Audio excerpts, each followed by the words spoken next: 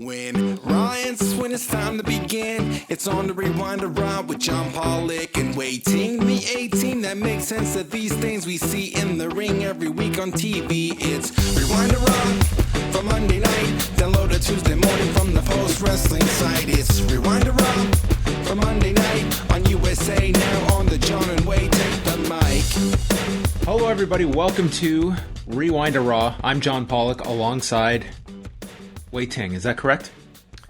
Yes, that is my name. Welcome. How are you? Doing well. Doing pretty good. I've got this fly in my room and it's driving me insane. You want to take care of it? Well, I might. Okay. I'm ready for this, so there might be a live murder. Oh, live stream perhaps of a This fly is just killing. Just driving me insane for the last 15 minutes. And it's just, I can't focus. You should probably take care of it before we get going here. Well, when it comes to killing a fly, Wai, you don't just snap your fingers and it dies. You do have to focus on it. You know, it's something that demands some effort. Well, I'm not going to be doing that now. How are you otherwise? Great. Fucking awesome. All right. What's coming up this week? What are you excited about? Lots of stuff, you know. The return of Rewind to Dynamite on a Wednesday. That's a big event. So I'm looking forward to that. And then, you know what? That's all the free shit you guys get, because the rest of the week takes place on Patreon. Starting tomorrow. Rewind away. Our first look at a feud. A singular feud. We're not talking about just a show. We're talking about a feud. So that means we'll be jumping from episode to episode to talk about the Shawn Michaels Chris Jericho feud of 2008 with a playlist very nicely compiled by Jake Simpson. It's only maybe about like 2.5 hours long and contains all their great talking segments as well as some of the matches that we have to watch. Yeah, we have several segments. I think 4 matches in total that I guess Wai will be watching on Tuesday morning. So you have quite the watch ahead of you. A lot of Chris Jericho and Shawn Michaels coming your way. I'm looking forward to this. It's a different format. We'll go very deep into the feud of 2008 that's pretty highly regarded by both individuals and the fan base at large. This was voted the feud of the year in the Observer Awards that year. So we will be tackling that feud and discussing WWE of 2008. And then on Thursday, it's the return of MCU later. We're already halfway past this season, John, with Loki episode 4. It'll be me and WH, and as people who have listened to MCU later in the past know, throughout the season, as we get to the later stages, we like to start welcoming guests. And this week, WH and I will be joined by Rich Fan. Oh, okay. Is apparently a big fan of MCU later. So he's somebody, of course, who we all love and for his wrestling takes. But this will be my first chance to get to talk to him about the Marvel Cinematic Universe. So I look forward to that very much. Also on the Post Wrestling Cafe. And then Friday, Rewind Us SmackDown. Forget Rewind to Dynamite. Like, done with that. You know? It's just 2 hours, SmackDown, then we go live. The rest of the time, our full attention on you guys. Yes, so that is our schedule back to normal this weekend, and then it's 4th of July weekend, so it's a little quiet for all of those celebrating, but we will have a long and winding Royal Road on Sunday, the 4th of July with WH Park. Oh, what better way to celebrate the independence of America than a podcast about 1990s All Japan Pro Wrestling? Well, it will be Mitsuharu Misawa and Yoshinari Ogawa versus Kenta Kobashi and Jun Akiyama from October 23rd, 1999, that you can go watch up on and then hear WH Park and Mark Buckledy dissect the match in detail this coming Sunday. And on that note, we have a new edition of Post Pro Res up on the site that WH and I did, discussing everything from tassels to fruit markets to Shingo Takagi, Keiji Muto, Fire. It's all up there on the June edition of Post Pro Res that everyone can go download now. So a lot of great stuff up at postwrestling.com. And just taking a peek into the coming weeks. A lot of big stuff coming up, and we are coming up on the first of the month. So maybe on Wednesday we will give everyone a preview of the cafe content for the month of July. Absolutely. And on that note, I wanted to thank everybody, all of our patrons who have sent us their responses to the survey that I've sent out. Just asking you a number of questions about your listening habits, really who you are. And I really appreciate everybody who's taken the time to respond, because a lot of you have. So thank you all for that. Yeah, the feedback has... I was just going to say, it's been enormous how much feedback we've gotten to that. Invaluable information. So thank you to everyone that has participated. Yep, I'll be taking them until Thursday, and I'll be reading every single one and probably, doing a bit of a write-up sometime next month just with some of the results. All right, let's get into some news and notes to start us off with. Samoa Joe was interviewed by Ryan Satin and spoke a bit about his release back in April, and noting the fact that he got a call within hours from Paul Levesque, especially basically getting the ball rolling for what this role would become in NXT. And he gave a bit more detail of what he's back doing at NXT. It's not just the on-screen role, but he's also now getting involved in the talent scouting department, working with Canyon Seaman and other duties behind the scenes. So he outlined this as a bit of a transition as well. Another aspect of the company that he's working in. And I think that was something you could have speculated upon, that what made NXT so attractive to him. It's more than just a singular on-screen role. It does seem like this is as much a move for Joe looking long-term of what his future is going to be like in the company. And then I guess the big headline from this was him being asked if he is working towards an in-ring return. And he said, absolutely. And just left it at that, did not go into any other further detail. But if people are looking at the prospect of Joe being able to wrestle again, and, there was certainly, I think there would have been no shortage of demand, but I think he's looking at a much longer term vision and doing so in WWE in this role of, whether this is something that he has a desire to do. It seems like he does. Yeah. I mean, who knows what the future, may be for Samoa Joe. Obviously, if, an in-ring return is not in the cards in the near future, then you can't really do much better than ask for some sort of backstage role as an executive in the WWE. So I imagine this is a good move for him for that reason. And I think for the WWE, they likely don't want Samoa Joe out there in the wild, where he would be a huge prospect for any company that, on the level of like an AEW or otherwise, I mean, Joe, they did cut him. So it was I don't know if let me correct myself then. Maybe if you're Triple H, you understand that, whereas maybe other people in the company don't. So I think this is as much of a move for that reason as well. Isn't that kind of bizarre though? Of course, the left hand and the right hand having totally different outlooks on a talent. Totally. Yeah. It's ridiculous. It seems like there's a very big disconnect there. But nonetheless, I mean, it seems like he is very optimistic about being able to wrestle again. But you have to look, he's 42. He is now, he's had these concussions and such. It's he's probably not looking at years of wrestling. This is probably, as I'm on the, latter stages of my in-ring career, what comes after in-ring, and this is probably, makes this an attractive offer as opposed to attacking the independents, going to other places where it's an in-ring role. I think he's probably taking much more of a 360-degree view of what can my contributions be in the industry after someone that has gone through these health issues. Of that really does put not your mortality, but at least your physical well-being into your mindset that, my body is not going to always be there for me, and I want to still be part of this industry. So it seems like this was an attractive one. And the fact he got this call the day of, it seemed like he really was not in any eager state to move on either.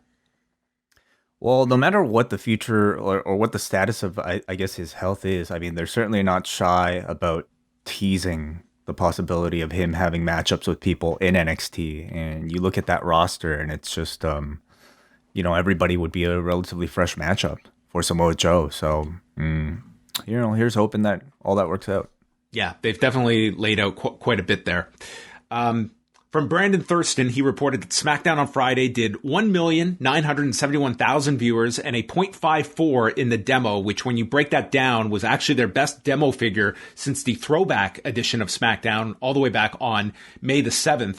In Canada, SmackDown did just over 115,000 viewers and just under 51,000 in the 25 to 54 demo. This was going against Game 7 of the Lightning and Islanders series. And then Saturday Night Dynamite in Canada, we don't have a U.S. number, but in Canada, they did 49,000 viewers, which was up from the prior week, but still well below what Dynamite had been doing on those Friday night episodes prior to last week. And in Canada, at least, I think like this next 2 weeks could be very, very tough because the way the Stanley Cup final schedule has rolled out, all the games are happening on Monday, Wednesday, and Friday. If this goes 6 games, those are the nights of the week it falls on. The only one they would avoid is if it goes to a 7th game. So that might play a bit of a factor in the U.S., but in Canada, it certainly will with a Canadian team in there especially. I mean, we love our hockey, man. Did you have both screens up tonight? I did not, no. No. Did you? Well, no, I did not. I would have actually, this is where I would have been on the bandwagon and watching if I didn't have Raw tonight. I would have been watching the hockey game tonight. But I can't, and I can't on Wednesday either. So later on this week, we have NXT on Tuesday night. Announced so far is the number 1 contenders 3-way with Io Shirai and Zoe Stark, Raquel Gonzalez and Dakota Kai, Ember Moon and Shotzi Blackheart. That's that 3-way. And then Mercedes Martinez and Jake Atlas taking on Xia Li and Boa. And those are our announcements so far because Great American Bash is next week. Wow, that's coming up quick. AEW on Wednesday, they're going to have Chris Jericho on commentary for the entire show, and that goes along with the previously announced matches. Miro against Brian Pillman for the TNT title. Britt Baker and Rebel against Vicky Guerrero and Nyla Rose. MJF versus Sammy Guevara and the Young Bucks against Eddie Kingston and Penta in a non-title eliminator bout. So, curious to see how they do moving back to Wednesdays, but still, you're going into the NBA Finals are coming up as well. Like, this is still going to be a tough period these next couple of weeks. Even like the NHL playoffs, again, they're not the biggest competition in the U.S., but you are going into the finals where it's going to be the most attention, and the NBA Finals, it goes without saying. So, I don't know. I'm still looking at AEW. Like, I don't think it's going to be that immediate bounce back, but we'll see. It's like a pretty strong lineup for Wednesday, but I'm looking more so towards those shows that once they go on the road again, which will be next week, and to see what impact that has, because they built up next week's show pretty big with the strap match, which has to top tonight's 3.5 minute strap match.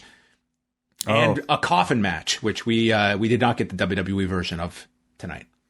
Yeah, I mean, this will be a test to see how much of that audience comes back on a Wednesday, but I really do feel like it'll be the combination of like the Road Rager and the Fighter Fest and the Fight for the Fallen shows that'll hopefully be, the big attention grabbing shows that'll really pick the rest of the people that have dropped off over the past month back for AEW. So, slowly, hopefully by that time, they can gain what they lost through the NBA.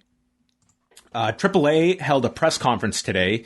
So TripleMania is happening on August the 14th. So that's the same night that New Japan is doing that card in Los Angeles. And the updated card that they have announced so far is Rey Escorpion and Psycho Clown in a mask versus hair match. Kenny Omega against Andrade for the AAA Mega Championship.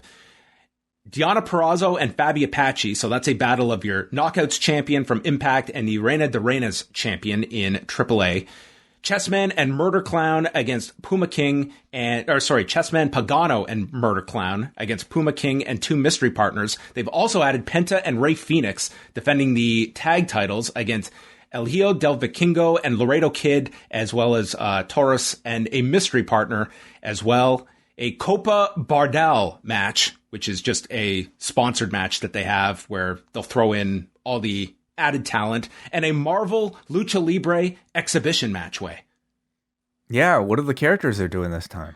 They should get Loki. Oh, wrestling. interesting. Okay.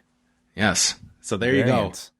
Yeah, I think obviously when you have a Kenny Omega and Andrade match, I think that's going to add a lot more attention to this card. And TripleMania, it does seem like yearly it is the show that your fair weather Lucha fans will tune into and have attention for. Like, I remember, I guess it was 2 years ago when Cain Velasquez did TripleMania and the attention that that show received. And have you heard like a peep out of Cain Velasquez? No. I'm surprised that he has not resurfaced in anywhere. Like, Yeah, just seems to what be. happened? I mean, it was an injury, wasn't it, that took him out, and then And then he was cut. He was cut. Didn't pursue wrestling afterwards. I'm surprised. Like, I'm surprised he hasn't revisited pro wrestling. But someone that 2 years ago there was quite a lot of buzz on him going into that TripleMania that year. He should play the Hulk in the Marvel Lucha Libre match. Paint him up green. Maybe that could be his potential next character coming off that solid WWE run. So, Lucha Blog noted from the press conference today that the current standards in Mexico City is that they're capped at 1,500 people. They're hoping that can be raised by the time August 14th rolls around. So still a lot of time to see where things go, but that is the lineup so far. Looks like a very interesting card on paper that I think will have its usual interest with the brand name of TripleMania and what you've got attached to it as well. Okay, I have an MMA story, Wai, but I promise you, we got some drama, okay? So today, it was announced, everyone was expecting that Francis Ngannou, the big fight everyone has wanted to see is Francis Ngannou and John Jones. And of course, John Jones and UFC, they have been at odds over finances, and Dana White was stating, it's going to be Francis Ngannou and Derrick Lewis. That was the fight. He said, we're going to make it. It's going to be for the heavyweight title. Well, today, Brett Okamoto of ESPN reported it is now going to be Derrick Lewis versus Ciryl Gane, who was victorious on Saturday night. Gone in 25 minutes against Alexander Volkov. They are going to fight for the interim title on August the 7th at UFC 265. This very surprising because Francis Ngannou just fought in March, so it's hardly been a long stretch since the man has fought. But obviously, they wanted this heavyweight title fight on August the 7th, and Ngannou was not ready to fight on August 7th. So they're creating an interim title with these two, and Francis Ngannou is kind of just cast aside here. So, Wai, it all went down tonight on Brett Okamoto's Instagram involving Francis Ngannou's manager, agent, Markel Martin, and Dana White.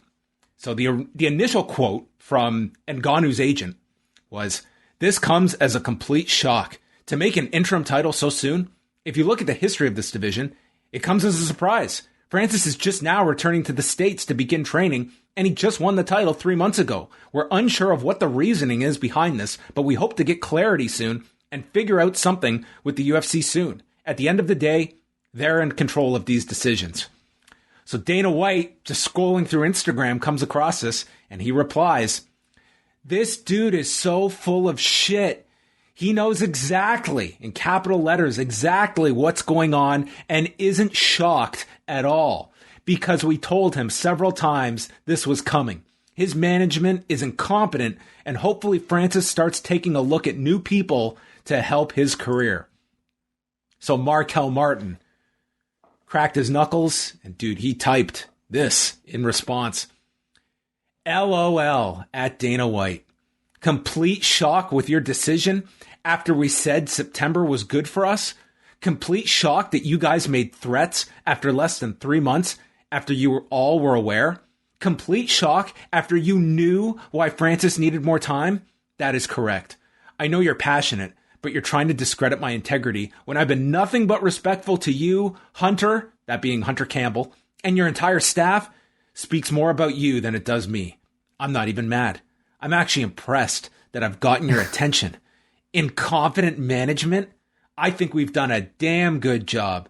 I think you really don't like the fact that Francis is being represented by not only me, but an entire agency, one of which you can't control. Hence why you have people trying to rep him all the time to your benefit. Tell you what, let's disclose everything for people to see. Emails, calls, texts, everything. Deal? Because I'm ready to get blackballed by UFC. I'm not defined by it, you, or anyone else for that matter. How's that sound? Sincerely, your old employee, Markel Martin. Wow, yikes, what a promo. Man. I mean, so when Francis Ngannou fights the winner here, I mean, this is all the ammunition you've got. This also very interesting from a tweet from Ariel Helwani tonight, who was reporting on this. Regarding today's interim news, you'd be shocked how often they threaten this and or how often they threaten to strip. And while most of the criticism has been directed towards Dana White, he is the face after all, it's really been the MO of Hunter Campbell since he took over. For those that don't know, Campbell is the UFC's chief business officer. He took over shortly after the sale. He does most, if not all, the deals these days. Some love him. He's a lot more like Lorenzo in that he isn't emotional, but he also threatens to strip constantly. So this whole matchmaking, playing itself out publicly, it really does give you just kind of a look at, you know, when the UFC has a date and they want a big fight. Clearly, what's interesting is that they would have the power to just do Derrick Lewis and Ciryl Gane. They could book it as a 5-round fight. They just did this with Nate Diaz and Leon Edwards, but they clearly feel that an interim title, like some kind of championship, some kind of belt needs to be fought for us to market this for this pay-per-view, which does have another title fight with Amanda Nunes defending on that card. But it's, anyway, an interesting look at just the power games that are going on. And Ngannou is still your heavyweight champion, but this adds another wrinkle to this heavyweight mess. And I think it also kind of sort of even further derails this whole John Jones prospect, which that is the fight everyone wants to see at heavyweight with Ngannou. But this, in theory, would set up Ngannou to fight either Lewis or Ciryl Gane. And who knows how this all ends. I mean, if you're the UFC, do you really lose all that much? You know? I think it's more so like this is the control that the UFC has, that they can make these moves unilaterally. I mean, they are the matchmaker, they are the promoter, and this is, hey, we want you defending this title on this date. You can't? Okay. Like that, we'll just snap our fingers and we create an interim title. And, you know, it's just funny to see it's like such a watering down of the championships, but ultimately, like that's the power that the UFC has. I don't think an undisputed title adds one buy to this particular card. I think you could do Lewis and Gane and just call it a number one contenders fight. But I think the UFC is title. You make up your own title. You can literally make up a title. You're right. I think the UFC has a much firmer attachment that it's got to be for a championship than the fan base does. I think you could. This is Derrick Lewis in his hometown of Houston, and you're fighting for a fragment of your heavyweight championship. I will say, you know, as a very, very casual fan at this point, I do think having some, like a title automatically tells a casual viewer who's not up on storylines or who the personalities are even, that this is going to be a match between the two best that are current right now, even if it is an interim belt. Even intro. So, yeah, like, you know, you have to think about the casual fan at the bar who, like, barely even knows, like, you know, what the situation is. They just see and look up and see there's a shiny thing that these two are fighting for. It adds, I would say, a little bit of luster. Well, regardless of it, interim title, non-title, this to me is one that I think it'll do very well in the Houston market. They just sold out Houston back in May for a pay-per-view, and they're going back here. I imagine they'll do very well as a live event. Pay-per-view, I think this is not going to be a big show for the company. It's Derrick Lewis and Ciryl Gane and Amanda Nunes and Juliana Pena, and this will only be a couple of weeks after 264 that everybody is buying with Dustin Poirier and Conor McGregor.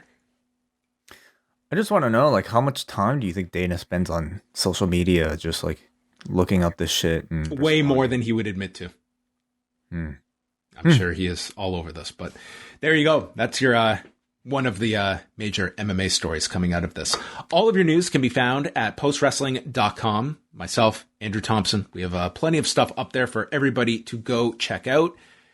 And tonight we go to the Thunderdome. We are counting down before the end of the Thunderdome era.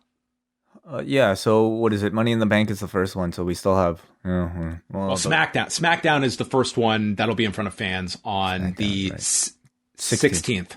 Mm-hmm. Yes, that will be... so we still have at least 2.5 weeks of the Thunderdome. Which, that SmackDown, July 16th, is going to be at the Toyota Center, the site of Derrick Lewis versus Ciryl Gane several weeks later. Wow. Look at it that. all revolves around the Toyota Center. I bet you there will be no interim championship, though, that Roman Reigns is not ready to defend it, and they just have an interim title match. Probably not. Probably not spats over Instagram either. Probably not. All right, the show started with Adam Pearce and Sonya Deville announcing that Randy Orton is not here tonight due to circumstances beyond our control, and that's all they stated, and there was no Randy Orton on this show. So instead, since he was part of that three-way with AJ and Drew McIntyre, they are going to hold a battle royal where the winner will get into the triple threat. And that led to Riddle coming backstage with a letter that he claimed was written by Randy Orton. The joke was it was Riddle, who is trying to get into the battle royal.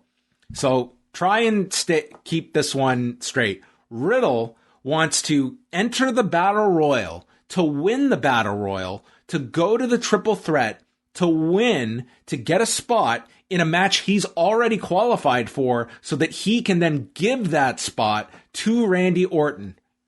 And Pearce and Deville said yes. He wanted to be Randy's alternate on this show to try. He wanted to be Randy. He was going to physically be Randy tonight.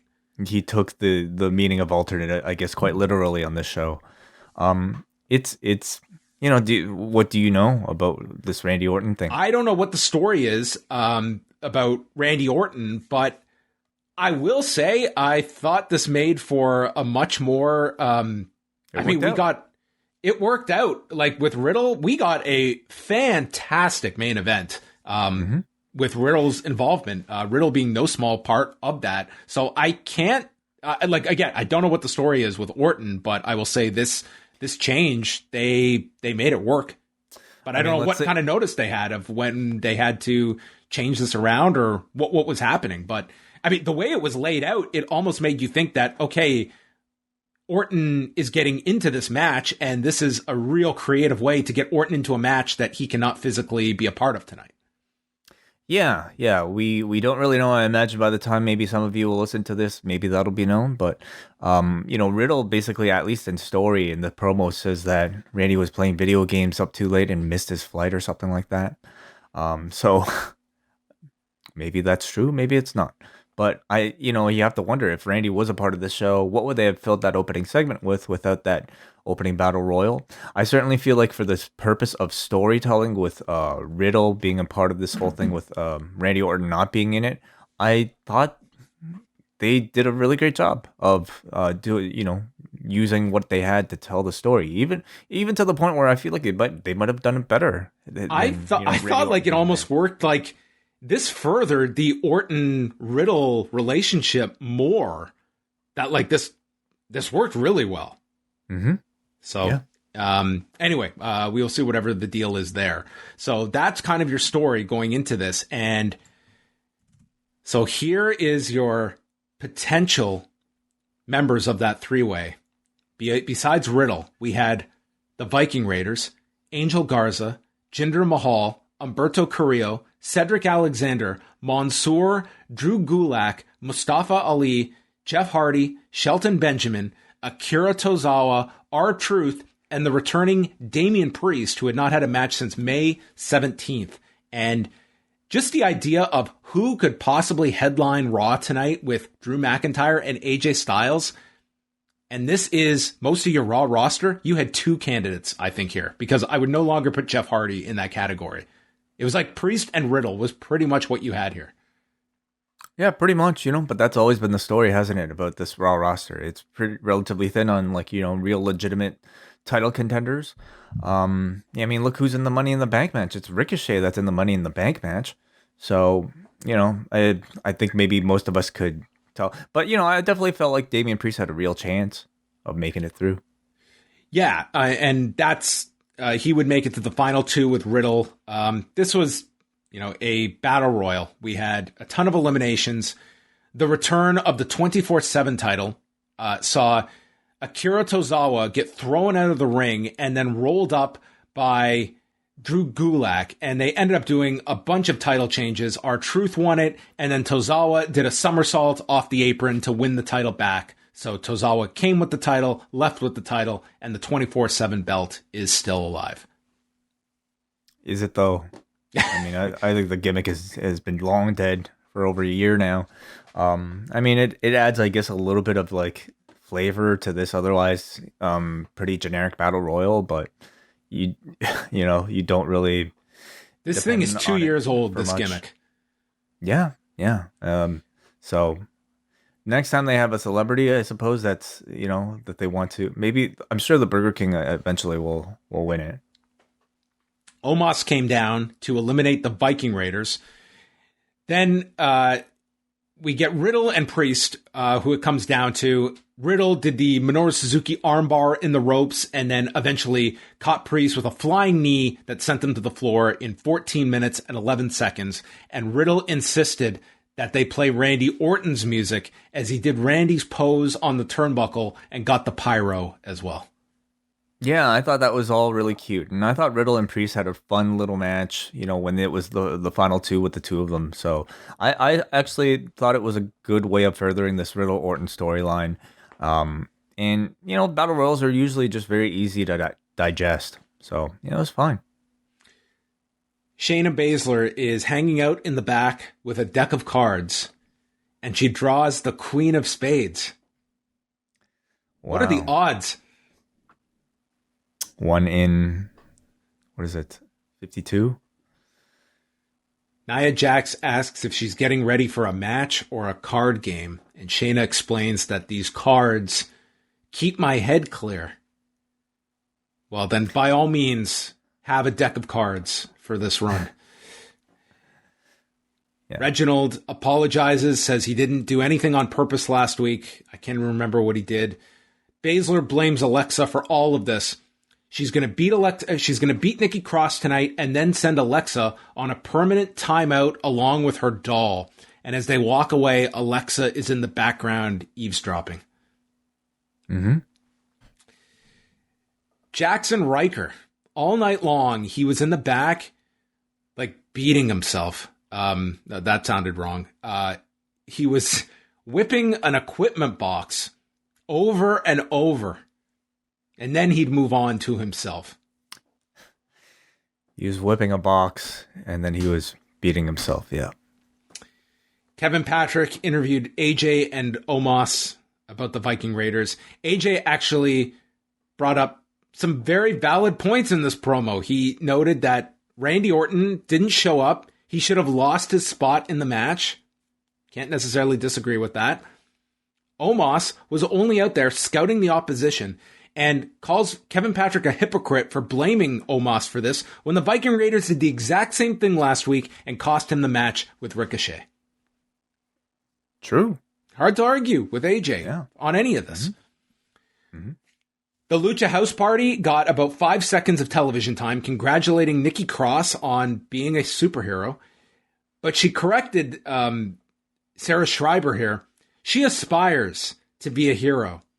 And she found something that was always there, and now she has the courage to show it. Because everyone out there, deep down, knows they can do better, and she represents that mindset. And she wants to inspire the young children by winning Money in the Bank. And since she's almost a superhero, I guess her alter ego is now Nikki Ash. Nikki, almost a superhero. Mm-hmm. I guess superhero in training was no longer PG. Yeah, I don't think this is a direct rip from Rosie, like right down to an acronym to describe her. See, the thing, you're right, but the thing is, those gimmicks, the Hurricane, even like Mighty Molly, all of that was just like kind of played for laughs. Like to me, all those gimmicks were like we were supposed to think that this person was really weird, to think that, oh, okay, they're gonna dress up like this and think that they're a real superhero. We're not completely supposed to take them seriously. I get the sense from these promos that we've seen from Nikki, she's not supposed to be like that delusional Hurricane character. I think she's actually supposed to be an inspiration to the people that are watching her, to the audience that's watching her. Like I sense no sarcasm, kind of like no camp to this. Other than, you know, the unintentional camp that exists. So, you know, like these things usually go with WWE Raw. We are extremely outraged the first week that we were exposed to it. A week later, I'm just like, I've accepted it, I've let it go, and I'm just like, okay, this is a part of wrestling now. This is a part of my life now. It's Nikki Cross, or, you know, dressed in a superhero outfit. Let's see where they go. So I will say it does make her a bit more interesting than what she was before. Nikki Ash. I don't dislike the name. Is it any worse than Nikki Cross? And I think some character change in the form of a name is helpful to sell the new gimmick. You don't like it?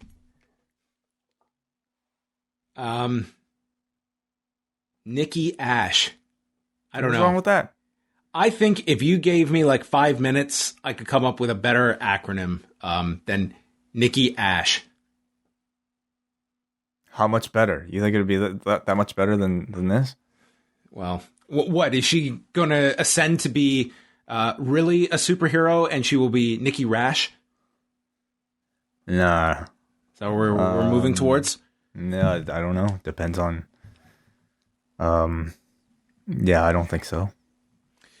So Nikki Cross / Ash, they're still calling her Nikki Cross, so I don't know when we're supposed to move from one to the other. So, I mean, they haven't had time to update the graphics, but on commentary, they were calling her Nikki Ash, weren't they? They called her both, I think. Oh, okay. Give it a week, I guess. You just came up with it. So Alexa Bliss comes out, and she tries to put Nia Jax into the trance. Reginald breaks the trance, and Alexa kicks Nia, then uses the same foot to kick Reginald. Baszler cannot keep her attention on Nikki and gets caught with a tilt-a-whirl into La Magistral Cradle, and Nikki wins in 9:43. What did you think, John? Of the match, nothing. It was all the outside interference, and then you had a giant commercial break in the middle of this. I feel that this is going to be a character in Nikki Cross that they will go hard with this character, and then it will lose steam, and she'll just be a forgotten member of the women's roster. That is my pessimistic outlook on this. But for now, they're going to go super hard with this new character that they're clearly invested in. Tends to be the case, you know, unless it's like somebody that you know they're pushing towards the top spot. I don't really see that being this person unless it completely just, you know, catches fire with the audience, which I don't know. I don't really sense right now. But I always say, I'll say, you know, whatever the character is, it's cool to see her give Nikki finally a legitimate win here, even though there was some level of just like there wasn't really distraction here, you know, to cause Shayna to lose. It was more like Alexa being the equalizer to make this a fair fight. And in a fair fight, Nikki Cross was actually able to beat Shayna Baszler clean using her moves in La Magistral. It wasn't just her kind of like squeaking by with the victory through Beat the Clock. So, you know, whatever you think of the gimmick, I feel like as long as they're able to give her some legitimate wins and push her as a credible threat, as a competitor, it's going to be a positive overall for Cross. Cross also has like a very strong, likable personality, and I mean, you can just look at the you know, the fact of like what Killian Dane had stated, that it seems like this was her idea. She's all in on this, and I think that really comes across. This is not somebody that is just trying to make this work. Like, I think Shayna Baszler, I think she is really trying to make this stuff work that is so counter to what she had done prior, and is just trying to, I think she's trying very hard, but I don't think it's the same thing. WWE is just, it's a weird thing we're watching here. Like it's like imagine a like a show, a scripted drama, where you hire people based on their qualifications for doing something completely different from what the show actually is supposed to be. You know, it's like, man, it's like hiring like the best comedian, the best stand-up comedian, to act in like a Broadway musical. It's the strangest thing, but this is the world we live in right now. Kofi Kingston came out for the face-to-face segment. He was wearing a New Day shirt, and he talked about Xavier Woods screaming in pain last week from the Hell in a Cell, and how he couldn't help Woods, and that Woods has always had his back, and Woods doesn't get enough respect, and he should after the fight he brought to Bobby Lashley. He said that Lashley won fair and square, but what they did after the match was unconscionable, and Lashley is going to pay at Money in the Bank. MVP comes out with the women, noting that Bobby Lashley is on vacation. So we had no Randy Orton tonight, and we had no Bobby Lashley, and no Sheamus as well, as some of the notable absences on Monday's show. They had a very good back and forth here. MVP says he enjoyed every second of what they did to Woods, and what Lashley does to Kingston is going to make what Lesnar did look like child's play. Kingston rebuttals and says that Lashley is getting soft. He's more beatable than ever. And they yell about who deserves it more. Kingston says, when I was champion, I traveled to Ghana. I showed kids that anything is possible. And then I flew back to TV to defend my title. Your champion is on vacation. He's distracted. And when you take your eyes off the prize, you lose that prize. MVP says the reason you went with the belt to Ghana was to feed your ego. And Kingston says Xavier Woods will be back next week. MVP, you've been milking your knee injury. And MVP says, I would whoop your ass, but I'm not cleared. And Kingston goes to the floor, trouble in paradise, and says, now you're hurt. I thought these two had a great segment together. This was fantastic. I think one of the best segments on Raw, if we're talking strictly talking between two people, one of the best promo segments on Raw in a very long time, maybe even one of the best in the WWE this year, where most of that I feel like has taken place on SmackDown. Raw finally had one here in MVP and Kofi Kingston. It was Kofi to me at the character's very best, his most fired up, his most heroic. It felt like a really natural back and forth, If there was any scripting here, it felt minimal or at the very least, very well executed. So I especially love that Kofi and MVP, but Kofi to me had excellent substance and logic behind the trash talk. He was at first using the time to put over Woods being overlooked, which was just a great way of, I think, cementing that match last week, because I had forgotten about it for the most part until he mentioned it. But then, talking about, the layers of this unbeatable Lashley getting stripped, citing examples about why he feels that way, talks about, how great he was as a champion. This was his pitch to the audience to remind us why we should be cheering for him, why we want to see him as WWE champion. And then finally calling bullshit on MVP's knee injury, which, I had almost completely forgotten about by this point. All right, you're right. The guy should be healed by now. And then laid the guy out at the end with physicality. So he came out of this looking so cool, so heroic, and just a great baby face. And of course, required a great villain like MVP to drag that out of him.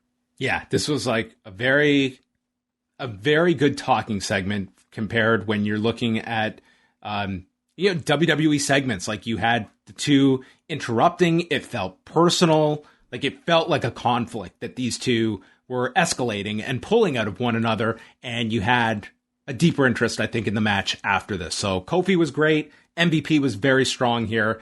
And here was a week where they did not have Bobby Lashley, and they did a great job hyping up this match. Oh, now you want to see Lashley's reaction to this. Yeah, he's not going to be happy on vacation. Yeah, maybe he's going to cut that vacation short. Mm-hmm. Time to come home. Kevin Patrick was with Eva Marie and Doudrop. Eva Marie called him Kerwin. And Eva Marie says that Doudrop made a rookie mistake last week. She was overwhelmed, but we all make mistakes. And she has requested a rematch so Doudrop can learn.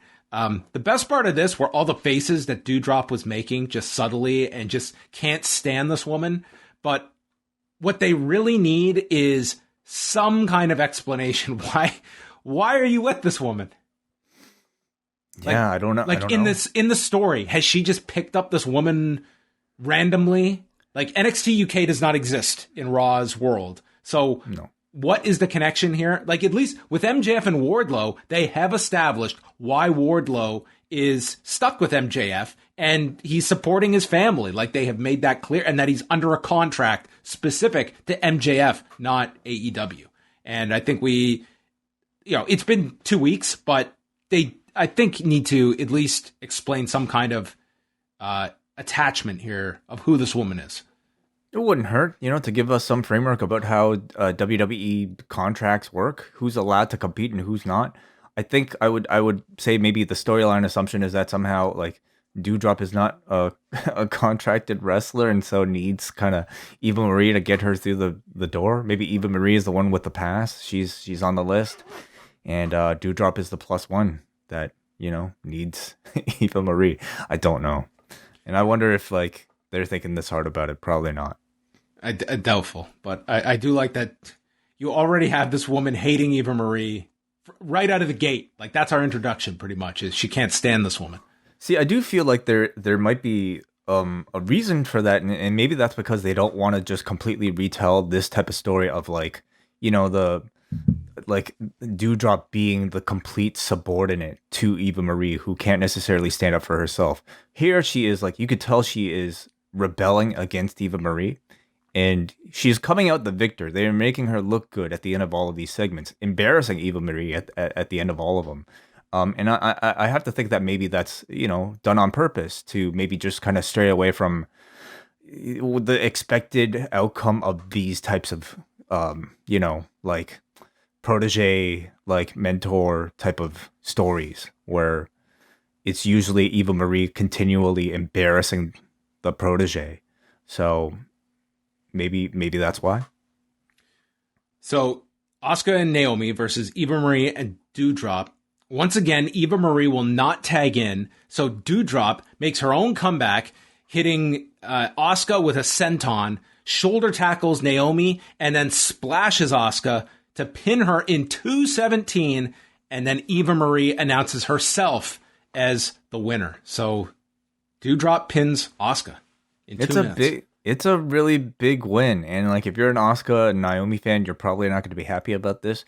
But the storyline focus is on Doudrop and Eva Marie here. So, I mean, I will say I give them credit for, like, they essentially had Doudrop win a handicap match here against Naomi and Asuka. And that is, to me, like, if you're trying to push somebody seriously off the bat, it's strong. Like, they had, again, her looking like the smart one, the good one, the competent one coming out of this. John Morrison wheeled The Miz backstage, and Miz says that Morrison is going to win the ladder match and successfully cash in under his tutelage because he knows when to strike. And Sarah Schreiber all of a sudden disappears, and there's Ricochet holding the microphone. And somehow Ricochet was able to steal Morrison's dripstick. He squirts Morrison, and then he pulls the dripstick on The Miz in his wheelchair, and Ricochet proceeds to squirt The Miz with the dripstick. And I had to recap this. Yes, you did. Yeah. I thought it was like a cute kid segment, like it was like a Dennis the Menace segment with Ricochet as Dennis the Menace, and with The Miz doing his best Mr. Wilson. I thought he played a really good Mr. Wilson selling for this like embarrassing water gun. Sure. The Dennis the Menace demo was very happy with this segment. Ricochet and John Morrison is what followed, and Jimmy Smith noted that Ricochet, he has quick hands, he has guile, and some deception now with this stealing of the dripstick. Just like Dennis. You're right. The Miz is on commentary, and so Miz ends up blocking John Morrison from Ricochet in his wheelchair. So Ricochet leaps off the wheelchair to deliver a Hurricane Rana to John Morrison on the floor. This was the best wheelchair-assisted spot I have seen in a wrestling match. I agree. I thought it was actually really clever, and I really loved the way The Miz got into position, had this big freak out, and said, "I'm not going anywhere. I'm parking my wheelchair right here," and then actually parks it. Like, he puts the brake on. Can you imagine if he forgot to put the brake on? Oh, the spot would be a disaster. But he put the brake on so Ricochet could jump off of it. I thought all of that worked out really well, and it was a very creative, well done spot. Ricochet hit a rolling DVD, hitting knees from the clinch. They're having a very good match. Morrison comes back. Starship Pain gets missed. And then Morrison ends up on the floor, and he is seated on the barricade. And Ricochet proceeds to execute a springboard crossbody from the ring to Morrison seated on the guardrail. And they both flip over onto the floor. This looked utterly spectacular.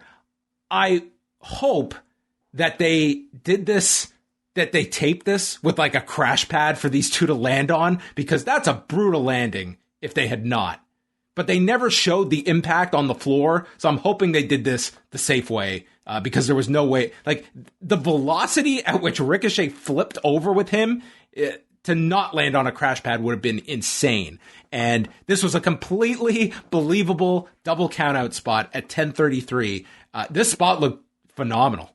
It looked great. The way, they shot it too. Like, I mean, you think of ECW, but Sans crowd, like WWE, doesn't tend to ever fly into the audience with these sort of dives. So while you have the Thunderdome, I love that they did it, I thought the match was really good. Like, there was a level of creativity in the match that I was really not expecting to see in a random Raw match anymore, even if it is people known for their creativity like these two. But it was a really unique, very athletic match with even like the silly wheelchair stuff I kind of got into. I almost kind of wish that there was like a chance here for Ricochet to actually get the victory afterwards, because I thought Ricochet looked really cool coming out of this. That if he just cemented the victory at the end, you could have almost cemented him to elevate him. But I also understand that they're likely to rebook this one over and over again. So, at least the match is good, so maybe I'm not that angry. I'm pretty high on what these two probably have planned for the ladder match. Like, I think the expectation level is very high with these two specific. Totally, yeah. Charlotte Flair is with Tamina and Natalya. They are heels tonight. They have respect for this business in common and upholding a family legacy. They made fun of Dana Brooke, and Natalya mentioned that she has already beaten Mandy Rose at Hell in a Cell. But we continue with all of this. The heel babyface stuff is completely just all over the map with all 6 of these women. Okay? Just don't think about it. I've stopped. Yeah, Charlotte, I guess, has been a pretty consistent heel, but Rhea Ripley, she's a babyface during the match and then heel as soon as the match ends. Like, Natalya and Tamina were becoming more of the babyfaces to Mandy and Dana. That was flipped tonight. Yeah. Who cares? All I can wish for at this point is that they pick a side and they commit these characters to one side. And I even like the stable here of like Charlotte with Natty and Tamina. Like, the 3 of them could be sort of like a good like female version of Legacy, with all of them having that in common. And I think that they would be able to help each other with like a great kind of like, a team of like, like the heavies in like Tamina and Natalya backing Charlotte, and Charlotte adding that level of star power and promo ability to the other two. So I actually hope they keep it, but please just commit to a side for all these characters. Ripley, they went to a insert promo with Ripley, Mandy Rose, and Dana Brooke. And Dana says, "We may be easy on the eyes, but we hit hard." Ripley then starts talking about Charlotte Flair, but the match begins. They literally cut her promo off mid-sentence. Like, oh, we've got more important things. They're fighting. And this was just so abrupt how they cut away from her mid-sentence before she made even one point. Yeah, the baby faces, if they are supposed to be baby faces this week, did not come across well. Like, unfortunately, it was Rhea that got cut off and not the other two, because the other two just, oh man, they're We terrible. may be easy on the eyes, but we hit hard. Oh, the line is terrible and the delivery is just awful. So, I mean, it's too bad they didn't switch places. Yes. They get the heat on Dana. Ripley gets tagged in with Flair. Then we had Ripley hit Natalya with a kick to the head. Rose and Brooke came in. They did cartwheels into kicks. And then Dana hit her own natural selection, but this was just called a neck breaker. She even hit it to Flair.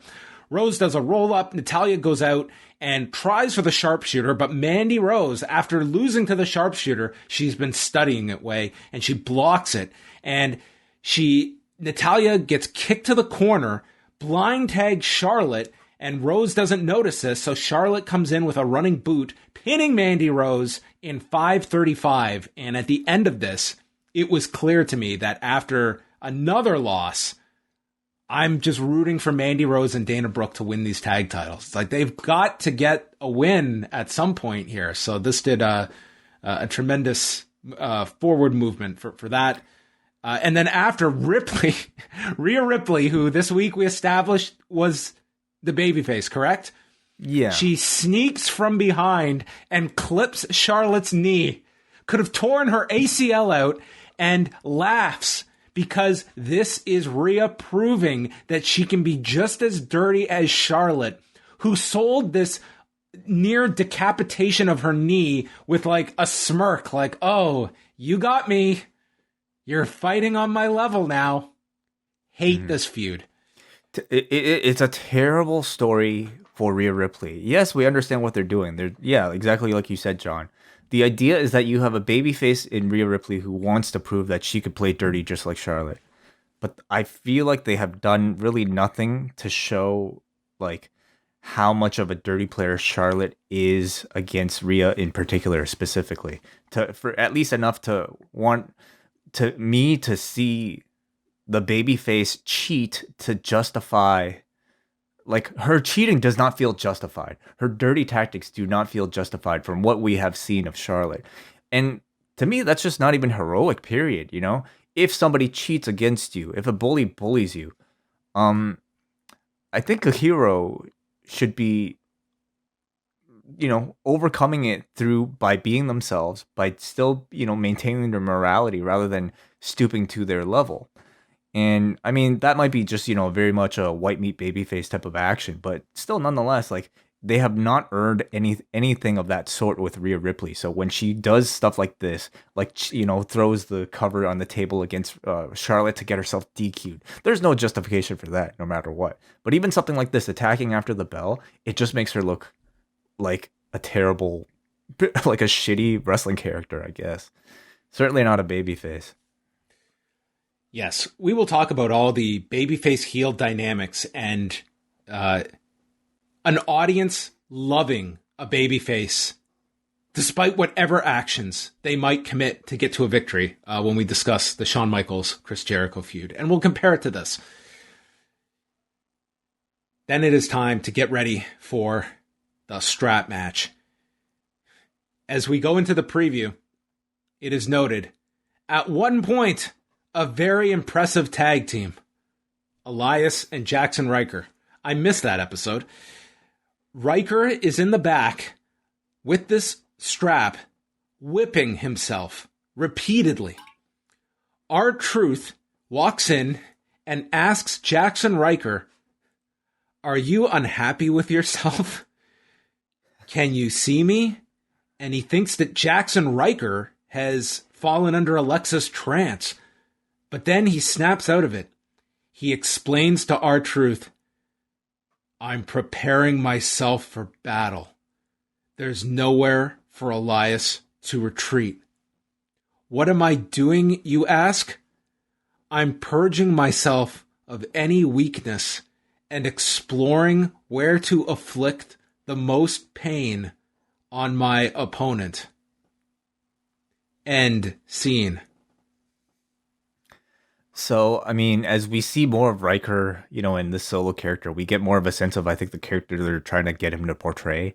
And this week, he shared a scene with R-Truth, which tells me that, they are pushing him as almost this kind of comically intense man, former war veteran who is kind of off, kind of in his own world, and in this segment portrayed as somebody even weirder than R-Truth in this scenario. So, it's a character. So he at least, I think, nothing like some lighthearted PTSD storylines. Yeah, unfortunately, it's just that's that. I also feel like they're kind of up against something because, like, you see Jaxson Ryker, what character do you give the guy? Like, any character is probably better than the creative wrestler that you just see at this like base level thing, right? So, that's what we have this week. How much do you pay attention to the commercials during Raw? Do you even watch? No. Okay. So there was one ad, okay? It is for the LG wash tower, okay? Okay. And they have what is that, a washing machine? Yes. It's the super washing machine. And they have made a remix of Got Your Money. Mm-hmm. But instead of the lyrics of Baby I Got Your Money from Khalees, they have taken the classic featuring Old Dirty Bastard. It's his song, actually. Yeah. And it is now done with the lyrics, Baby, I got your laundry. Okay. This is the goofiest ad that I saw all night long. That they took an ODB song and turned it into it. Dude, it was so bad that it was like an earbug that it was stuck in my head. Well, I haven't seen the ad, but I will challenge you because the goofiest ad I saw tonight came courtesy of WWE Raw. I don't even know which one you're referring to, but do point it out. We will talk about it. Okay. There was an inset promo from Elias. He said that Ryker traded in the truth for a lie. I thought this was maybe a deeper line about the last segment with R-Truth, but no. I thought it was a reference to his tweeting habits. Yeah, that'll be that'll be the next layer we peel in the Jaxson Ryker character when he he explains to us why he's not allowed to use a phone anymore. Elias says he will literally and symbolically sever the ties with Ryker, and I will compose a master symphony. I laugh because he said this like with the same aggression that you would like, I'm going to murder a man, but he had to say it in his goofy verbiage of I'm this singer that's got to make all my words like play on themselves. I will compose a master symphony. So we got the world's shortest strap match of all time. Jaxson Ryker walks out to his awful theme, and Corey Graves goes, "No one is more excited for this battle than this man." And I wrote down, probably accurate. No one is more excited for this pending strap match that we've had 7 days to anticipate than this guy. So Elias jumps him and starts whipping Ryker. Ryker yanks him into the post, and then Ryker, dude, he whips the shit out of Elias. He's whipping his chest. He's whipping him in the ring. And then Ryker is on the turnbuckle and gets pulled off into the flying knee, which it appears they have retired the symphony. I don't get it. He even worked it in his promo. It was like the most exciting thing about his character in 2021. The fact that he's got a knee called the symphony. This was just, it's knee to the chest. And he gets a 2 count. Ryker comes back with some Irish whips and then a sidewalk slam, and he pins Elias in 3:30. So I cannot say this match overstayed its welcome, and I will say, like, dude, these two whipped the shit out of each other for the time this lasted. I really don't have much negative to say about it. It was a 3.5 minute match. They played to, listen, these two, this is much better than if you just put them in a 3.5 minute wrestling match. Yeah, I suppose. So I think you got the best you could out of this. Yeah, they weren't given much time. Certainly, I was stunned it was this short. Certainly not enough to tell any sort of dramatic story that I think will make any of us really remember the match. Nothing that I would say even really evolves Riker's character. No chance to even see him really come back from anything. What they had going for them was that they were able to whip each other really hard in the time that they were given. So maybe a nice Instagram post to come out of this. I have to say though, a sidewalk slam as a finisher in 2021, like seriously, man. Like we're already making jokes that you're the most creative wrestler of creative wrestlers that in existence, and somehow of all the wrestling moves that exist, you choose a sidewalk slam as your finisher. Please, man, come on. They better have a good name for it, you know? The sidewalk slam. Number 1. God, it was like, this is the worst move. Jacked up Stifler. Yeah. Riddle and Damian Priest were in the back. Priest comes over to congratulate Riddle on winning the Battle Royal. Riddle responds, "I'm not Riddle. I'm Randy Orton." So poor Damian Priest has to play along. And he talks about, I was going to get some Burger King. Okay, hold on a second. This was the ad, okay? This was the story this was the script they gave Damian Priest when he walked into the TV. It was awful. Today. So Damian Priest, we need you to go up to talk to Matt Riddle, who thinks he's Randy Orton, and we need you to say, I heard Burger King has the new chicken sandwich out. I was gonna ask Matt to go get them after the show. The new chicken sandwich. And the joke's on all of us because here I am repeating it. So now I know what a chicken sandwich is. So what this terrible advertising works. But it felt like a scene from the Truman Show. How blatant they are with some of this product placement. You know, no creativity at all. Like, God. So Riddle is so just enraptured by this description of what, the cha-ching sandwich? The cha-king. I guess it's sandwich. Chicken. Sure. So he puts his hand out, and we're supposed to all notice that this is the invisible key that he's allowed to speak, even though he's spoken. This is like two different jokes. Like he's playing Randy Orton, but now he's also playing the character that's imaginary shut up with the key. So he breaks his own code by speaking, and Damian Priest informs him, "Riddle, I knew it was you, man. I thought what you did for Randy is cool. And just remember, Randy is the lucky one to have you as a friend. Remember that."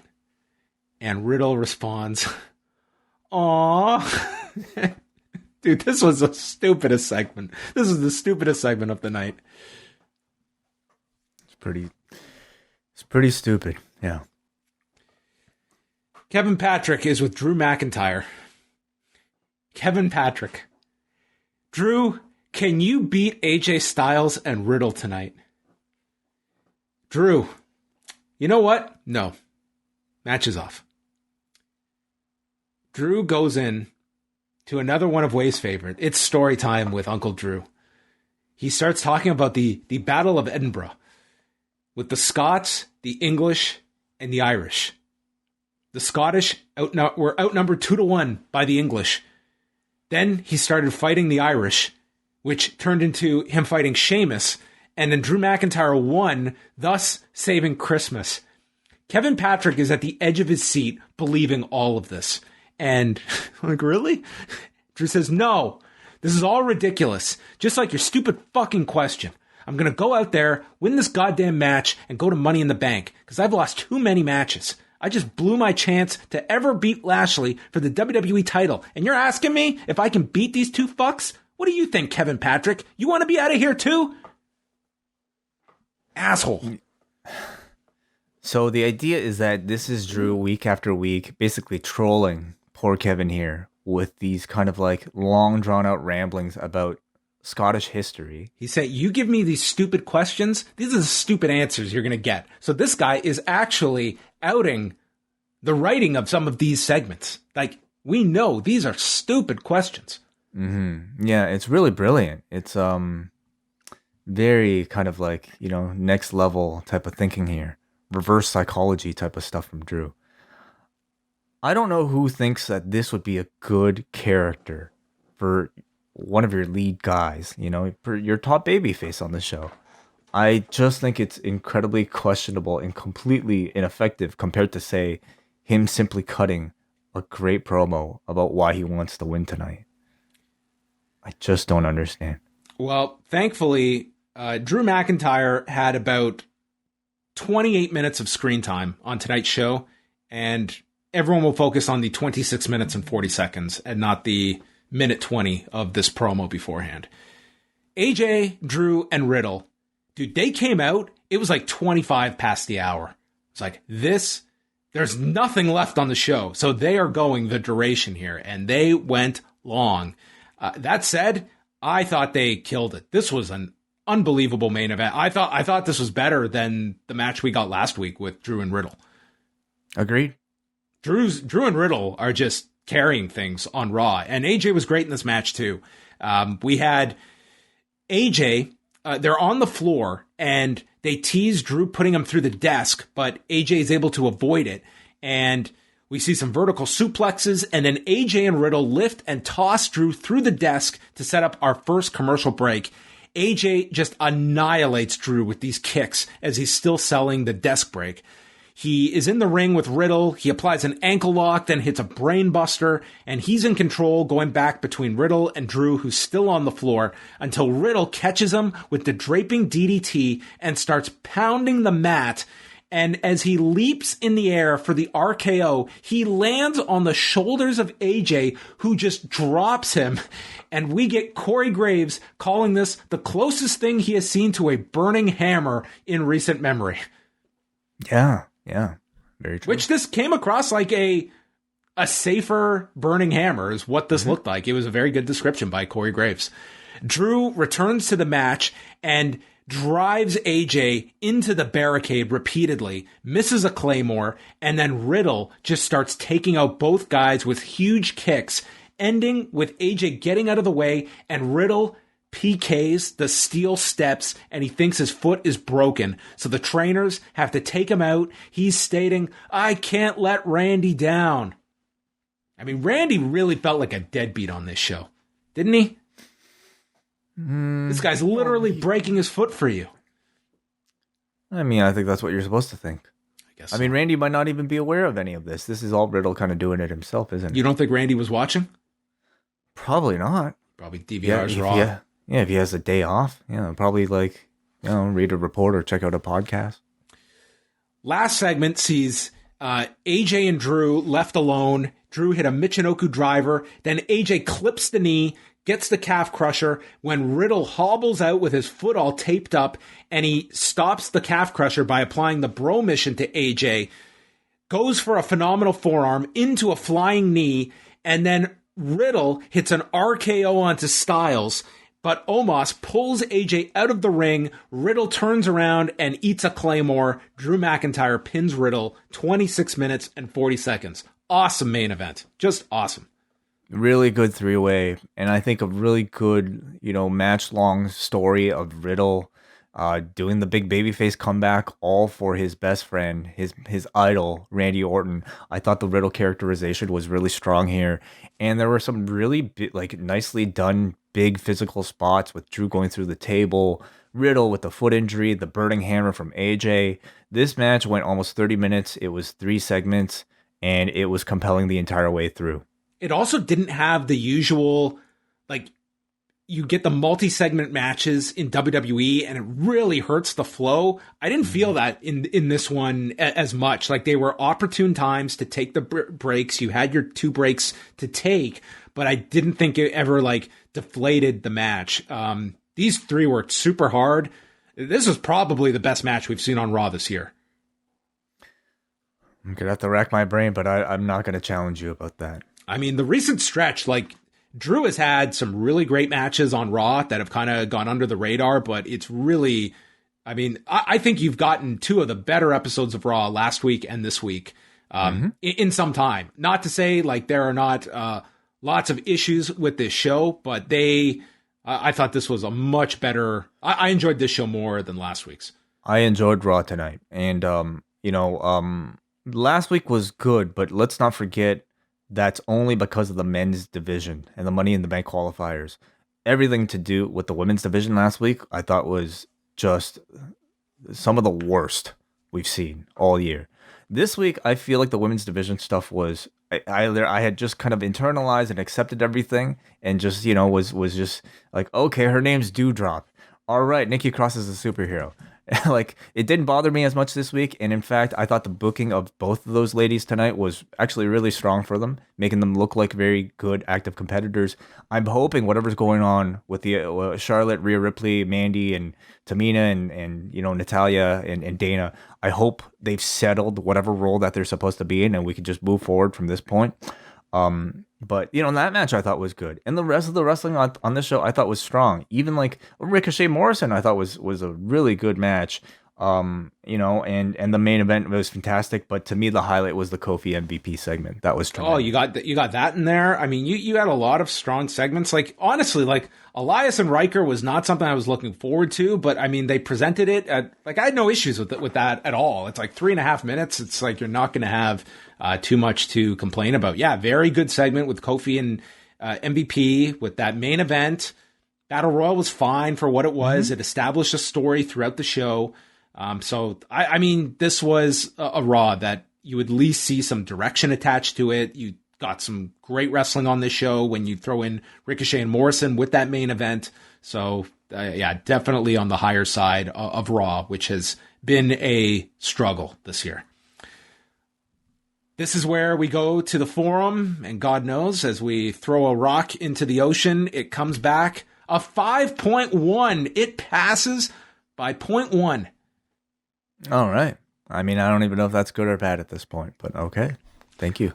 Let's start the feedback with Dave, who says, for the second week in a row, I actually watched Raw all the way through, something I haven't been able to say in years. And although there was plenty to shake your head at each week, I found myself really enjoying the in-ring work both weeks. I know you guys always rip on Riddle, but for some reason his character amuses me, and he's awesome in the ring.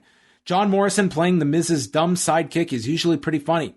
I gave Raw a 7 out of 10. Not to get confrontational, but you guys said people were trolling with their rating for Dynamite this past weekend. I never vote for a show I didn't watch, but more often than not, I believe the AEW fans troll the WWE shows with bad ratings, especially for SmackDown, which in my opinion is consistently the best wrestling show on TV, but to each their own. To each their own then. I would not go that far on SmackDown. Well, we don't know. I mean, it's the internet, right? We're not taking everybody's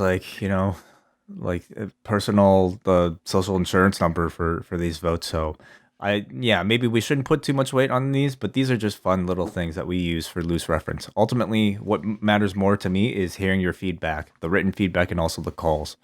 So the numbers are what the numbers are. If anyone wants to write an essay on why Kenny Omega and Jungle Boy, that main event was inferior to SmackDown on Friday, have at it. I would love to see that argument. We get a Kate from Montreal who says, so it turns out that Raw was my best TV option tonight. I thought both Ricochet... See, okay, let's see what she means by that, because of course Kate is in Montreal. So she says, I thought both Ricochet versus Morrison and the main event were quality matches, but I have to wonder what the hell they were... Okay, so did the Habs lose or something? Is that what she means? They lost tonight. They lost game 1. I see. But I have to wonder what the hell they were thinking to have Drew go over Riddle in the end. Riddle is the one I like the least of the three men in the match, and even I wanted to see him win. There was some exciting women's wrestling tonight, but it was on dark elevation. I recommend checking out Riho versus Kylan King, which might help wash away the stain of what's going on in the Raw women's division. It's just embarrassing at this point, especially when you look at the talent the company has at its disposal. Habs in 6.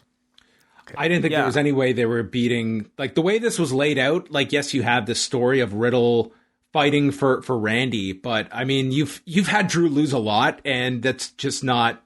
They're not going to put Drew on this losing skid, and you have to have him figured into the pay-per-view. So, I mean, I get that thinking, and this is one where I know it's always you groan when you hear "let it play out," but with the Orton Riddle storyline, like, Riddle coming up short, like you have this super admirable task that Riddle set out to do, but he ultimately failed. So you have Randy's reaction to that. Does he see this as, oh, look at how hard this guy worked for me while I was gone? Or does he look at the end result that you failed to get me into the match? Like there's interesting ways you can go. And that is your focus, Riddle and Randy, not so much making sure Randy gets into the ladder match. It's actually probably better for the story that Randy is not in the ladder match and Riddle is.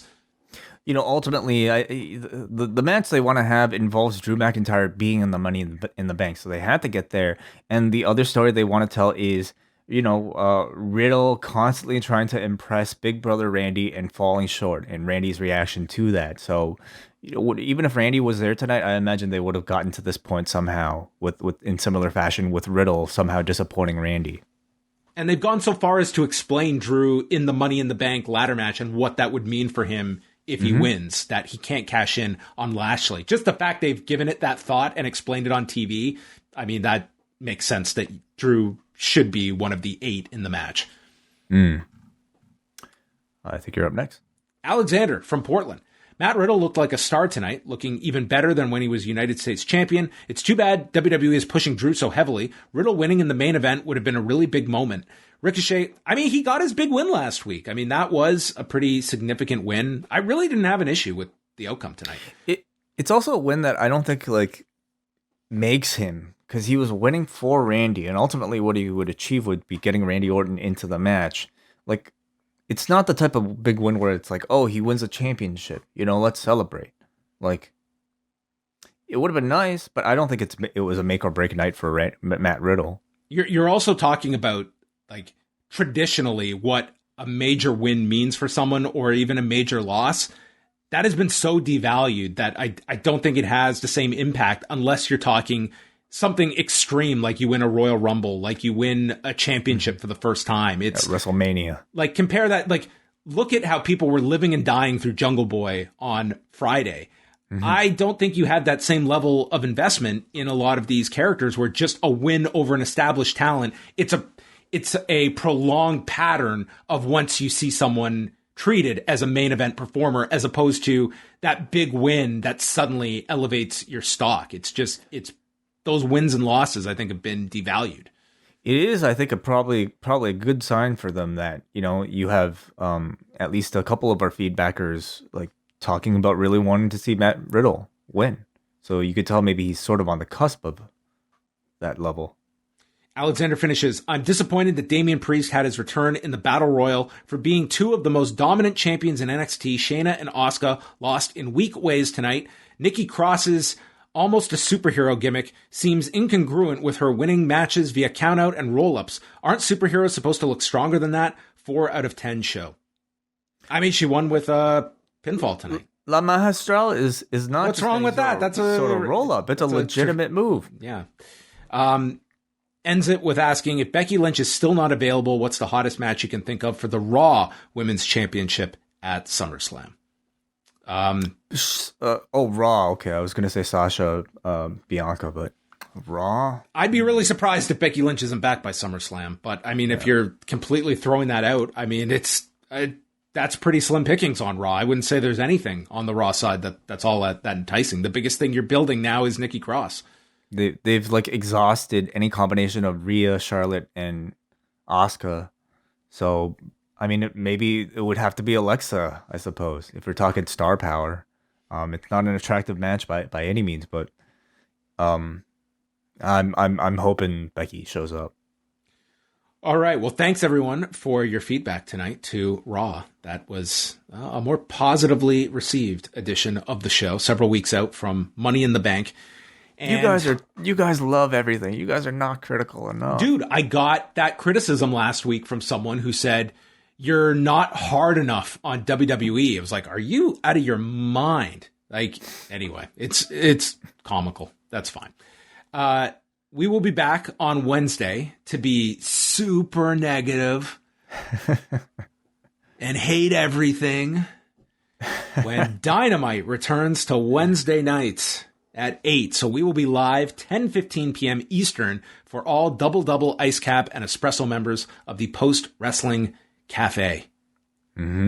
Yeah, always a good time. We want to thank everybody who makes the time to join us right after these shows in the Zoom room. Double ice cap and espresso patrons. Those of you who choose to support us at those tiers, we thank you by giving you this level of access immediately, raw and uncut. I like what you did there. Good night.